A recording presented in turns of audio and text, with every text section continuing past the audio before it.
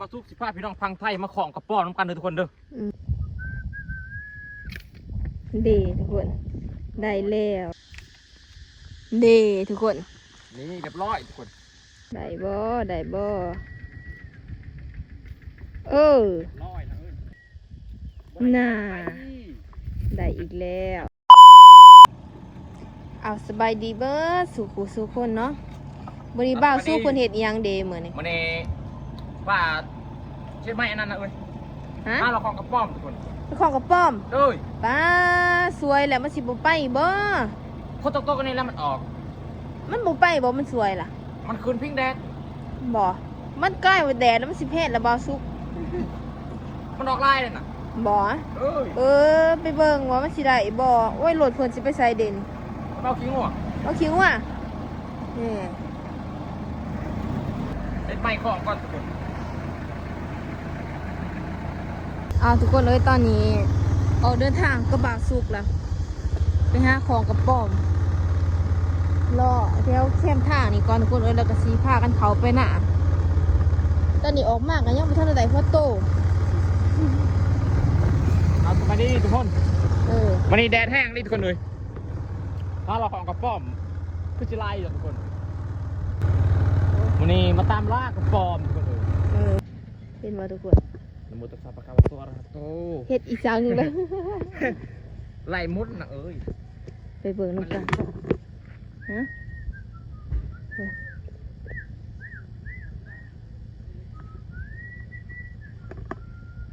โอ้ยได้ดิกินฮันโอ้บ่ได้โอ้ยเป็นอะไรนี่มันบ่ออกบ่ได้ทุกคนเลยชัวคักว่าจมมุ่นยางคักบ่ได้ประตูจมมุ่นคักแน่จมมุ่นคักแน่บ่ได้พอโตแหลกแหงมันกับบ่ได้ซ้ำบ่ได้บ่จักลายทุกให้ทุกคนเบิ่งเห็นบ่ทุกคนค่ะโตบักใหญ่ได้บ่ลงไปได้แต่โหลดเจ้าก็ได้โอ้ยไปเลยมาเบิ่งน้ำกันทุกคนเลยว่าสิได้บ่โอ้บาสุกแล้วผิว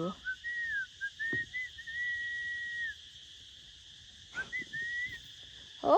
เด้ทุกคนนี่ทุกคนตัวแหลกแหกมันทุกคนเลยนี่คือกระป๋อมแล้วทุกคนดูถ้าเขาได้แล้วต้นแรกเขาบอกเด็ดทางมันออกอันนี้เด็ดทางข้าวนี่บ่ได้เพราะข้าวเพราะอีกเท่านึง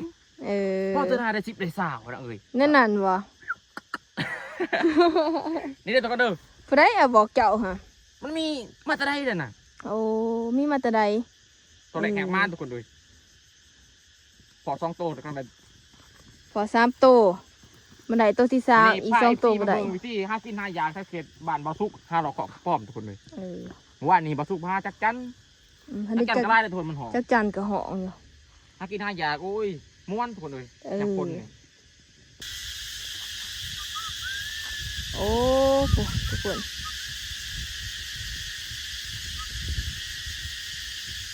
โอ้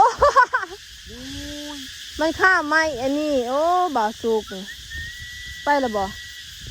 ขี่รถของปลอมไปเบิ่งน้ำกันว่าสิได้จักโตทุกคนเลยสิได้บ่ทุกคนตัวนี้บ่สุกแต่งบวงใหม่ก่อนทุกคนบวงมันบ่อยากแงกทุกคนเลยถ้าว่าบ่ฟาดนี่ก็คือสิได้4-5 โตแหละทุกคนเลยมาเบิกโตที่หากันว่าสิได้หรือบ่ได้กระป๋อมมันออกแดดนี่ทุกคนนี่เรียบร้อยทุกคนนี่ใส่ให้ป้าเบิ่งปฏิช่องนี่ให้ทุกคนเบิ่ง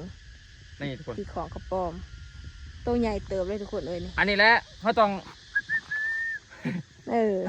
ถ้าบดพิ้วหรือบดชิ้วนี่บ่ได้เลยทุกคนบ่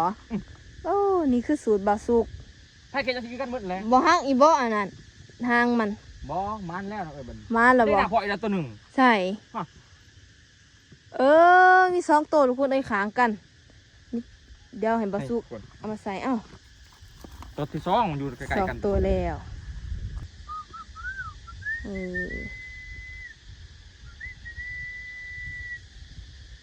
โ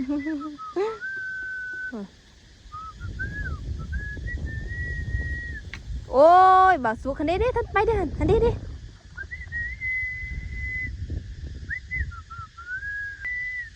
โอ้ยบาสุก บ่วงอันนี้ ยังเสือกขาข้าข้อกระป๋อมทุกคนเอ้ยบาสุกนี่ก็ได้ ไอ้บ่วงไม้ก้อนทุกคนเลย ใช่บาสุกมันไปหรอบ่ ย่างอยู่หลาย เชือกยักษ์คองยักษ์ขาอยู่ในคอมัน มีกดแดงๆโอ้ยบาสุก โอ้ นี่ตัวเอามาเผื่อเนาะเดี๋ยวเราบอกบาสุกบัดนี้เอ้าไปหลุดน้ำกันอีกทุกคนว่าสิได้บอกกระป๋อมโตที่3ของบาสุกได้บ่ทุกคนเอ้ยโอ้ยเนาะ ยังดีอันนี้โอ้ยช่วยเลยบ่วงขาดเลยทุกคนเลย ไปอีกแล้วบ่น่ะนางยั่งได้บาสุกคันนี้ยังยั่งอยู่ ยังอยู่แต่ว่ามันคล้องไปจากใด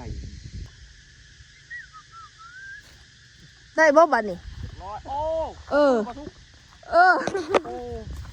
ฮะทุกค คน น ขาดเลยทุกคนเลย เอ้ย ครบมือปลาสุก กระป๋อมตัวเดียวนี่เนาะ อืม ได้อีแล้วทุกคนเลย 4-5 นาทียังบ่ทันอันนั้นโอ้ ใช่ค่ะ นี่เชือกตัวมันขาดทุกคน ของยี่คอมันเลยใส่ไปได้แล้ว3 ตัว ไปทุกคนเลยเด้อโอ้ใช้เวลาประกันลายมันตอนนี้ปล่อยอีกตัวหนึงทุกคนเลย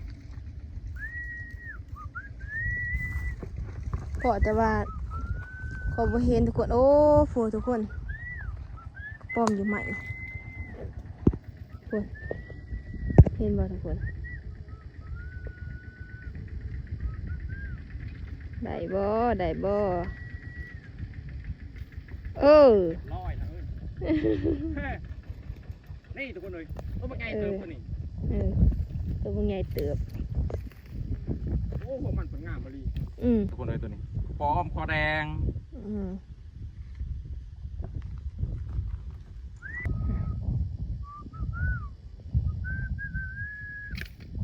ดีทุกคนได้แล้ว นี่ทุกคน กระป๋อมคอแดงตัวนี้ คอแดงนะทุกคนตัวนี้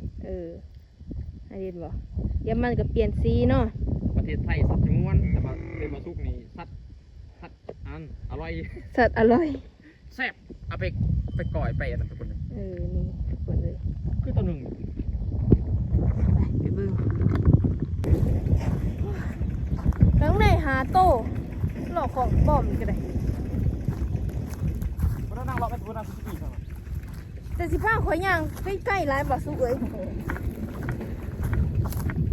มาหาย่างเลาะแถวอันนี้สวนมันเขาทุกคน มาซุกคิดว่าน่าจะมีทุกคนเลยดูทุกคน นี่ใช่ คุณตัว ไปย่าง มันต้องมีนะตัวหนึ่งนะ ถ้าบ่มีเด้ โอ้ยผมมีเมื่อเลย เอามาเลยเอาไปตัดจากมะม่วงแซ่บไปเหมือนนี้ ถ้าอยู่หันบ่มีแล้วเมื่อเด้อวันนี้เด้อเมื่อยแล้วเด้อ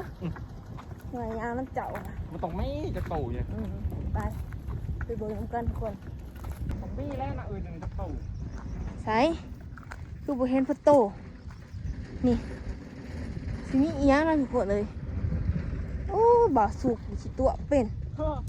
ไม่มีพอโตบ่เลยนี่ บ่มีหลักเมื่อ อันนี้ ใส่โอ้มีคือละว่าลีเด้อทุกคนเลยโอ้นี่ดิเบิ่งใส่ทุกคนเบิ่งฮะเห็นบ่จับจิ้มไม้เฮ็ดตุ่มโปดอยู่นะเบิ่งนำกันว่าสุกสิได้บ่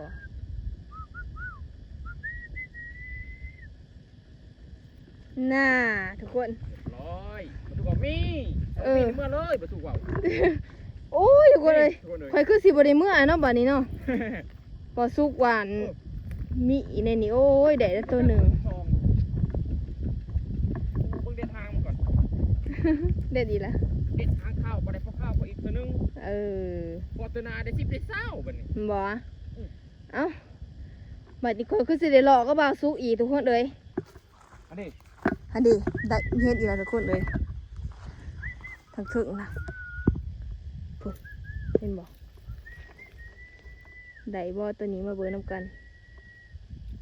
น่าได้อีกแล้ว ต่อทุกมาขอกระป๋อไม่ถึงบ่ได้โอ้ยกบมือ ตัวใหญ่เติบเนาะทุกคนเนาะตัวใหญ่เติบไม่บ่ ห้า สุ ง ก นี่มันน่ะน่ะ อันเด็ดเด็ดเด็ด โอ้เด็ดอีกหรอกเด็ดทางนี่ตัวพออีกนี่อันนี้แล้วมันมาทุกเคยเห็น เด็ดทางข้าว บ่ได้พอเข้าพออีกตัวนึงแน่นี่เนาะ ขนาดได้ที่ไปเศร้าเห็นบอกเขาว่ามันไทยน่ะเอาตัวใหญ่นะ ใช่ มาทุกคนมื้อนี้บ่ทุก15พี่น้องพังไทยมาของกระป๋อมนำกันเด้อทุกคนเด้อมาพูดกระป๋อมทุก สิได้บ่ อันพังไทยนี่เพิ่นสงวนแต่ใครอยากกินมาบ่ทุก15มาหาหลอกของกระป๋อมทุกคนเด้อ ผู้ใดอยากกินกระป๋อมมาหาบ่สุกสีเลาะสีผ้าเลาะของกระป๋อมได้บ่ดูบ่ได้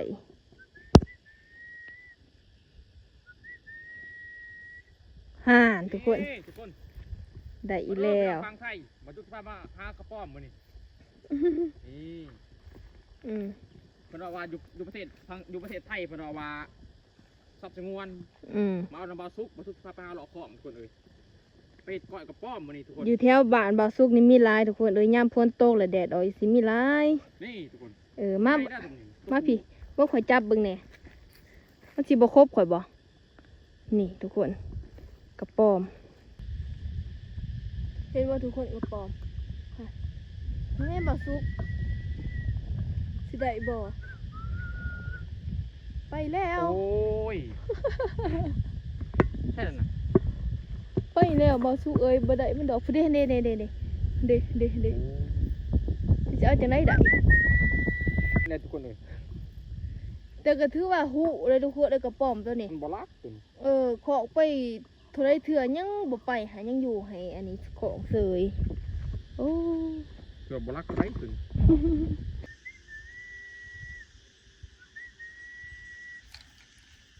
ดีทุกคนอันนี้ได้3 นาที